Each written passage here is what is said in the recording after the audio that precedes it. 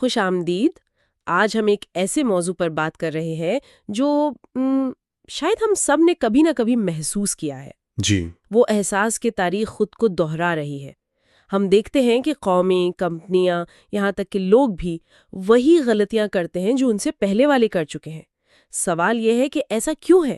یہ ایک بنیادی سوال ہے اور دلچسپ بات یہ ہے کہ یہ کوئی نیا سوال نہیں ہے۔ بالکل، یہ صدیوں سے انسان کے ذہن میں ہے۔ جی، اور اسی سوال کے جواب میں ہمارے ایک سامع نے ایک بہت ہی گہری آیت بھیجی ہے۔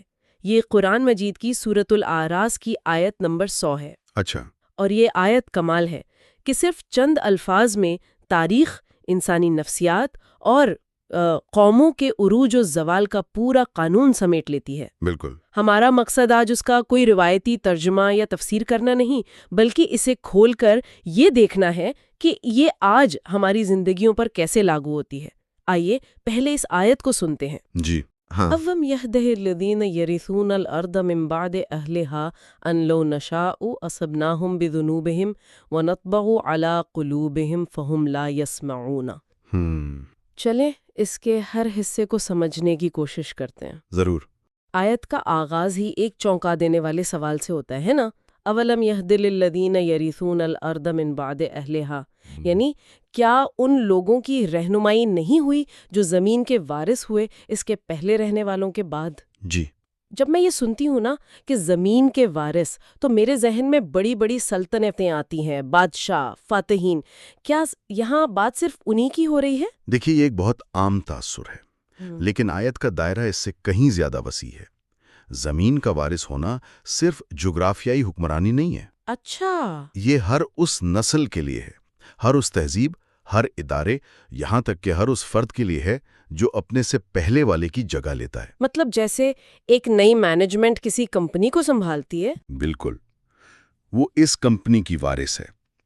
جب ایک نئی نسل معاشرے کی باغ دوڑ سنبھالتی ہے تو وہ پچھلی نسل کی وارث ہے۔ یہ وراثت صرف اختیارات اور وسائل کی نہیں، بلکہ ذمہ داری اور تاریخ کے سبق کی بھی ہے۔ اچھا، تو یہ ایک بہت وسیع تصور ہے۔ اور پھر یہ رہنمائی کیسی ہے؟ کیا یہ کوئی کتاب ہے یا کوئی پیغام؟ آیت کہہ رہی ہے کہ کیا ان کی رہنمائی نہیں ہوئی؟ ایسا لگتا ہے جیسے رہنمائی ان کے سامنے کھلی پڑی ہے، لیکن وہ دیکھ نہیں رہے۔ آپ نے بالکل صحیح نقطہ پکڑا ہے۔ یہاں رہنمائی سے مراد تاریخ کا کھلا سبق ہے۔ کھلا سبق؟ جی، گزرے ہوئے لوگوں کے کھنڈرات، ان کی تباہ شدہ بستیاں، وہ کہانیاں جو نسل در نسل منتقل ہوتی ہیں، جی۔ یہ سب ایک خاموش زبان میں پکار کر کہہ رہی ہوتی ہیں کہ ہم سے کیا غلطی ہوئی۔ یعنی جیسے ہم رومن ایمپائر کے زوال کو دیکھتے ہیں۔ بہترین مثال ہے۔ وہ صرف ایک فوجی شکست نہیں تھی، اس سے کئی دہائیاں پہلے سے معاشرے کے اندر کرپشن، اخلاقی گراوٹ، ناانصافی، یہ سب بڑھ رہا تھا۔ وہ اپنے ہی بنائے ہوئے اصولوں کو توڑ رہے تھے۔ ان کے کھنڈرات آج بھی اس بات کی گواہی دیتے ہیں۔ آیت کا اصول وہاں بالکل صاف نظر آتا ہے کہ مادی تباہی سے بہت پہلے وہ روحانی طور پر بہرے ہو چکے تھے۔ یعنی تاریخ کی کتابیں پڑھنا ایک بات ہے، لیکن اپنے ارد گرد بکھرے ہوئے آثار سے سبق سیکھنا ایک بالکل مختلف چیز ہے۔ جی ہاں، یہ رہنمائی تو ہر طرف موجود ہے۔ یہ ایک زندہ میوزیم ہے۔ آپ کو کسی پیچیدہ فلسفے کی ضرورت نہیں، بس آنکھیں کھول کر دیکھنے کی ضرورت ہے کہ تم سے پہلے جو یہاں تھے، اپنی پوری طاقت اور شان و شوکت کے ساتھ، بالکل، وہ آج کہاں ہیں؟ ان کا انجام اس بات کی سب سے بڑی دلیل ہے کہ کچھ اصول ہیں جنہیں توڑا نہیں جا سکتا۔ ٹھیک ہے، تو یہ بات سمجھ میں آتی ہے کہ تاریخ ایک انتباہ کے طور پر ہمارے سامنے ہے، لیکن آیت کا اگلا حصہ ہے ان لو نشاء اصبناہم بذنوبہم، یعنی کہ اگر ہم چاہتے تو ان کے گناہوں کے سبب انہیں بھی پکڑ لیتے۔ جی، یہ جو حصہ ہے نا، اگر ہم چاہتے، یہ تھوڑا پریشان کن ہے۔ ایسا لگتا ہے جیسے یہ سب کچھ بس ایک مرضی پر منحصر ہے کہ جب چاہا کسی کو پکڑ لیا۔ یہ ایک بہت اہم نقطہ ہے جسے سمجھنا ضروری ہے۔ یہاں اگر ہم چاہتے کا فکرہ اللہ کی قدرت کاملہ کا بیان ہے، لیکن یہ منمانی یا بے اصولی کا بیان نہیں ہے۔ اچھا، اس کی دلیل آیت کے اگلے ہی لفظ میں موجود ہے، بذنوبہم، یعنی ان کے گناہوں کے سبب۔ پکڑ کو، سزا کو واضح طور پر ان کے اعمال سے جوڑ دیا گیا ہے۔ یہ نہیں کہا گیا کہ ہم اپنی مرضی سے کسی کو بھی پکڑ لیتے ہیں، بلکہ یہ کہ جب کوئی قوم گناہوں کی روش اختیار کرتی ہے تو وہ خود کو ایک آفاقی قانون کی زد میں لے آتی ہے۔ یہ کاز اینڈ ایفیکٹ کا ایک یونیورسل قانون ہے۔ ایک منٹ، تو اس کا مطلب یہ ہوا کہ خدا کی سزا کوئی اچانک آسمان سے نہیں اترتی، بلکہ یہ ہمارے اپنے اعمال کا ایک منطقی نتیجہ ہوتی ہے جسے ہم خود دعوت دیتے ہیں؟ بالکل، آپ نے اس کی روح کو پکڑ لیا ہے۔ یہ تو بہت بڑی ذمہ داری ڈالتا ہے انسان پر۔ جی، یہ آیت تاریخ کو ایک سائنس کے طور پر پیش کر رہی ہے۔ جیسے فزکس کے قوانین ہیں کہ اگر آپ آگ میں ہاتھ ڈالیں گے تو جلے گا، چاہے آپ کوئی بھی ہوں، کسی بھی زمانے میں ہوں۔ صحیح۔ اسی طرح معاشروں اور تہذیبوں کے لیے بھی اخلاقی اور روحانی قوانین ہیں۔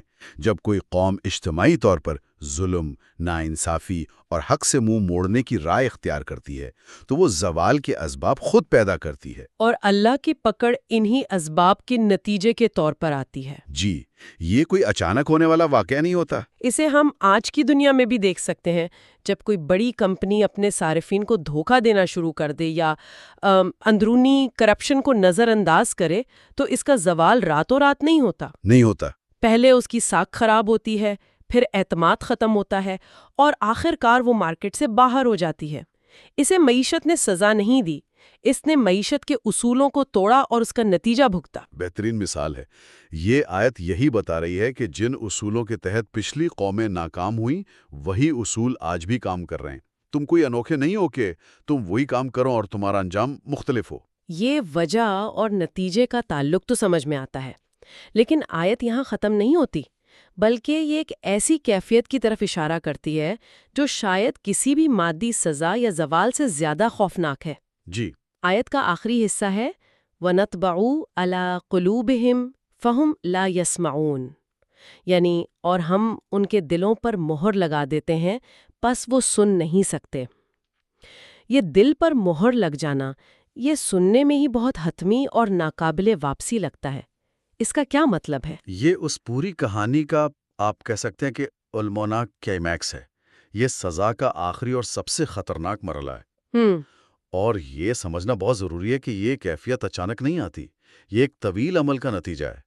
جب کوئی فرد یا قوم تاریخ کے واضح اسباق سے منہ موڑتی ہے، جب انتباہ پر انتباہ کو نظر انداز کیا جاتا ہے، جب اپنے گناہوں پر ڈھٹائی سے اصرار کیا جاتا ہے، بالکل، تو انسان آہستہ آہستہ ایک ایسی روحانی اور نفسیاتی حالت میں پہنچ جاتا ہے جہاں سچائی اس کے دل میں اترنا بند ہو جاتی ہے۔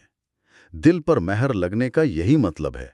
اس کا دل ایک بند ڈبے کی طرح ہو جاتا ہے جس میں ہدایت کی روشنی داخل نہیں ہو سکتی۔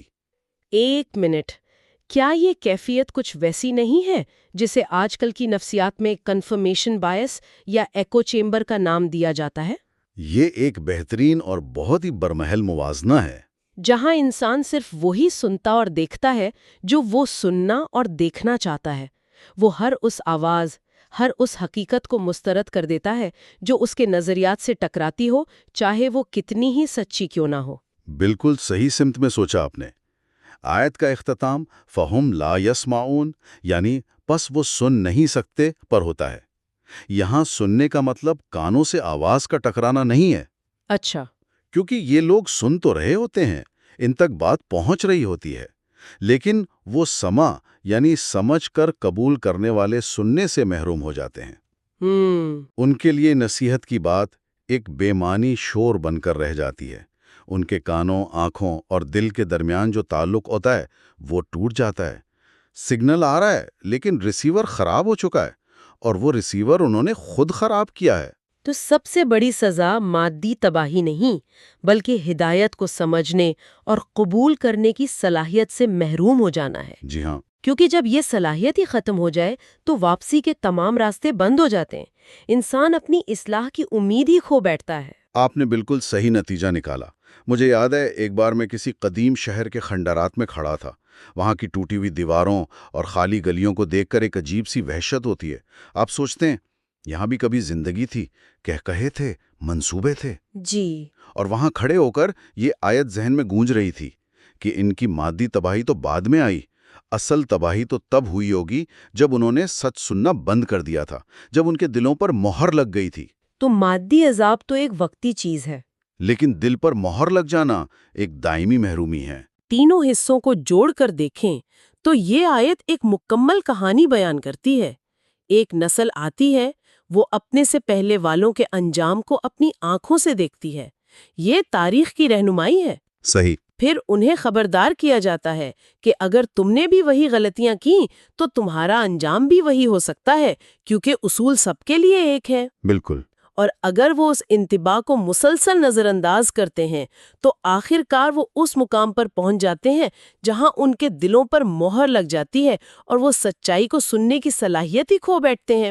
یہ تو ایک مکمل تشخیص ہے۔ بالکل۔ اور اس بڑے تناظر میں دیکھیں تو زمین کی وراثت یعنی اقتدار و اختیار دراصل ایک امتحان ہے، ایک ٹیسٹ ہے۔ ایک ٹیسٹ ہے، اور اس امتحان میں کامیابی کا دار و مدار اس بات پر ہے کہ کیا ہم ماضی سے سیکھتے ہیں یا نہیں۔ اور ناکامی کا نتیجہ صرف مادی زوال نہیں بلکہ روحانی اور فکری اندھا پن ہے جو اصل تباہی ہے۔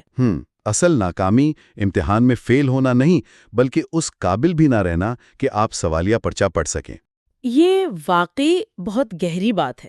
اس کا مطلب ہے کہ تاریخ محض گزرے ہوئے واقعات کا مجموعہ نہیں جسے ہم میوزیم میں سجا دیں، بلکہ یہ ایک فعال اور زندہ حقیقت ہے جو ہمارے حال اور مستقبل پر ہر لمحہ اثر انداز ہو رہی ہے۔ اور یہ ہر سطح پر لاگو ہوتا ہے، ایک فرد کی زندگی سے لے کر خاندانوں، معاشروں اور پوری تہذیبوں تک۔ صحیح۔